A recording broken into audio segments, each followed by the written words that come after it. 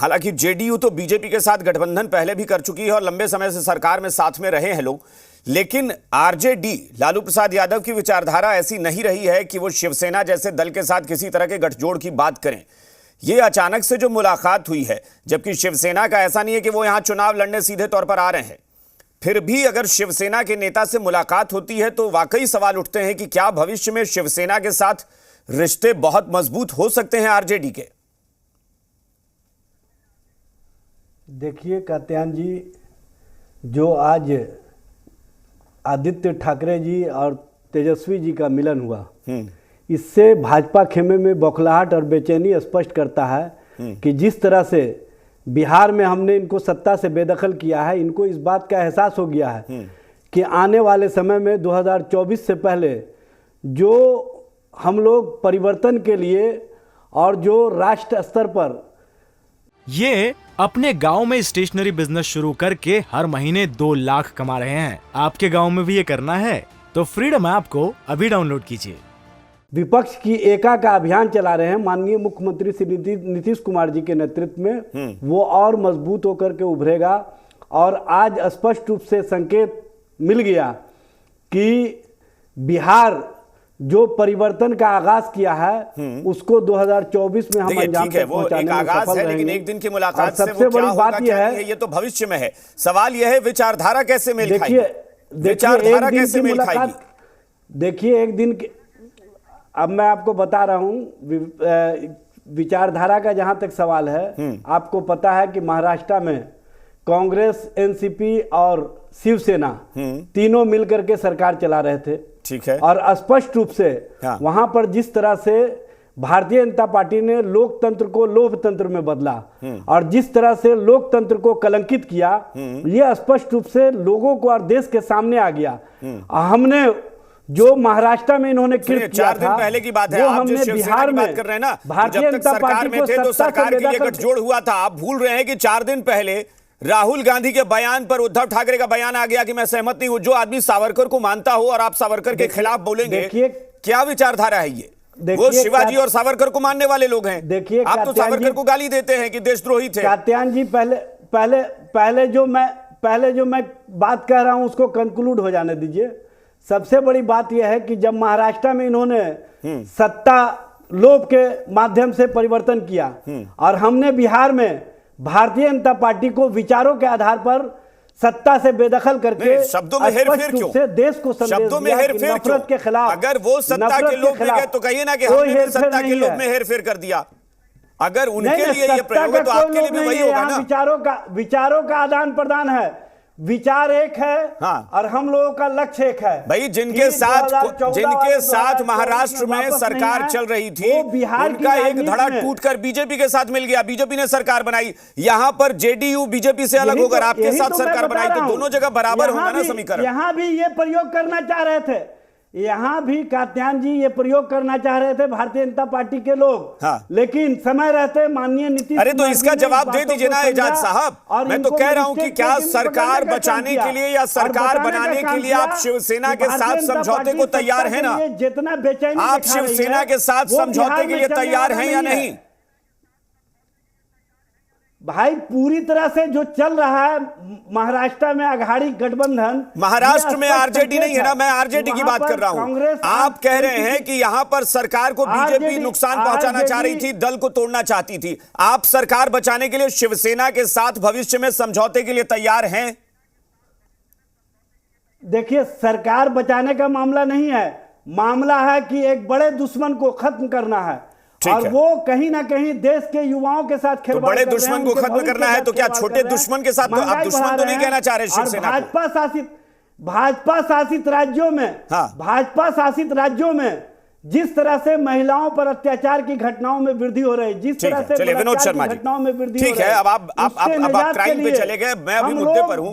ठीक है विनोद शर्मा जी, शिवसेना को आज तक यही माना जाता रहा है, बीजेपी भी हिंदुत्व की बात करती है, लेकिन शिवसेना थोड़ा ज्यादा कट्टर मानी जाती है हिंदुत्व के एजेंडे को लेकर। यह अलग बात है कि पिछले दिनों शिवसेना का रूप बदल गया। क्या आरजेडी और जेडीयू आज बहुत कंफर्टेबल है उनके साथ तैयारी करने के लिए भविष्य की?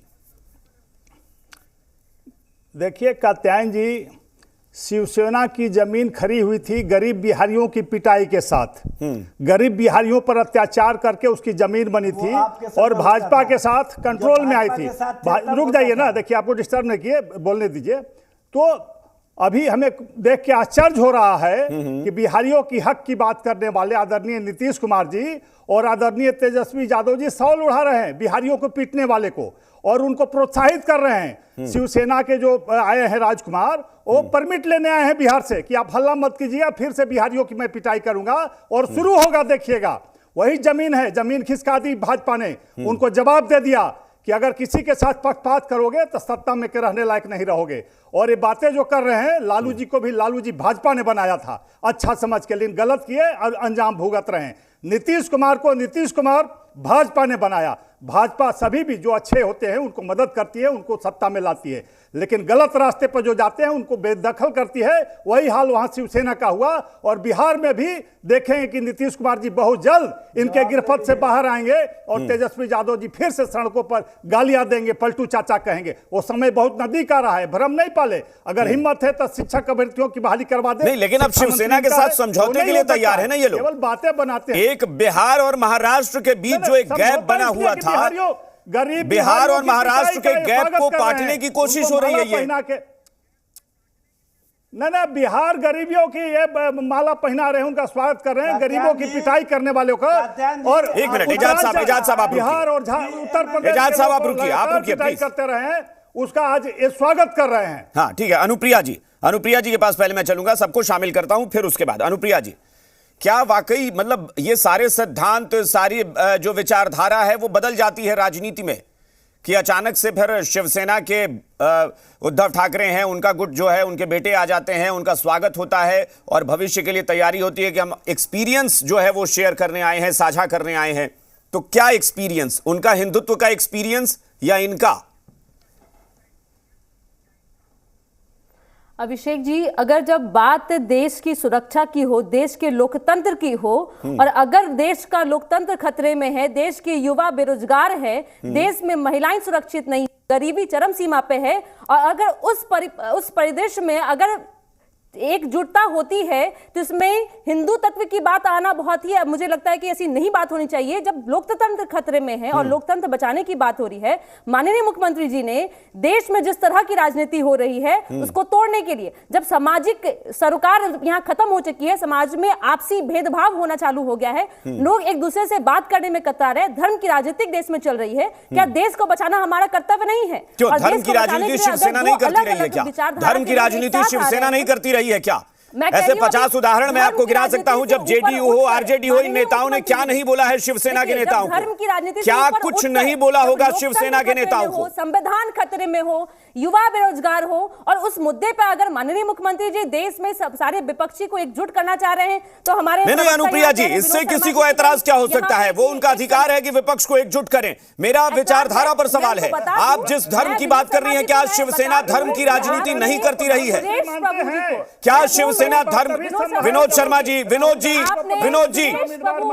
प्लीज, विनोद जी आप रुकिए, मैं बता दूं कि सुरेश प्रभु जो पहले शिवसेना में थे, और जब अगर उन्होंने बिहारियों के साथ में गलत हरकत किया तब आपने उनको बीजेपी क्यों ज्वाइन कराया? आप बीजेपी नहीं ज्वाइन करते, और जिस समय बिहारियों के साथ नहीं, बीजेपी को तो आप हमेशा से कहती हैं कि बीजेपी हिंदुत्व की बात करती है, बीजेपी तो उन्हीं के ढर्रे पर चल रही है।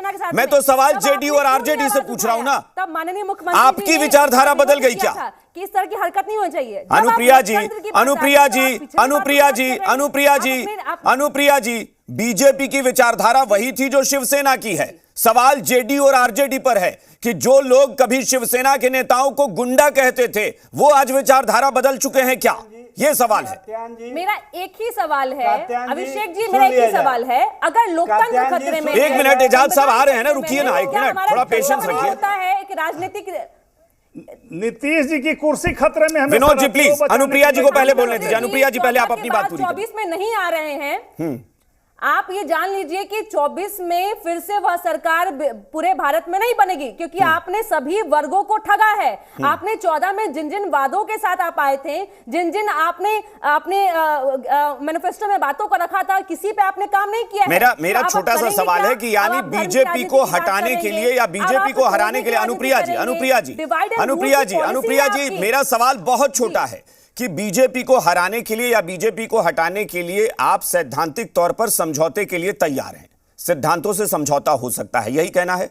मैं अगर देश में लोकतंत्र खतरे में होगा तो हमारा कर्तव्य है कि हम एकजुट हों, अपने युवाओं को रोजगार की बात करें, महिलाओं की सुरक्षाओं की बात करें। चलिए, ठीक है। ये अपने गांव में स्टेशनरी बिजनेस शुरू करके हर महीने 2 लाख कमा रहे हैं। आपके गांव में भी ये करना है तो फ्रीडम ऐप को अभी डाउनलोड कीजिए।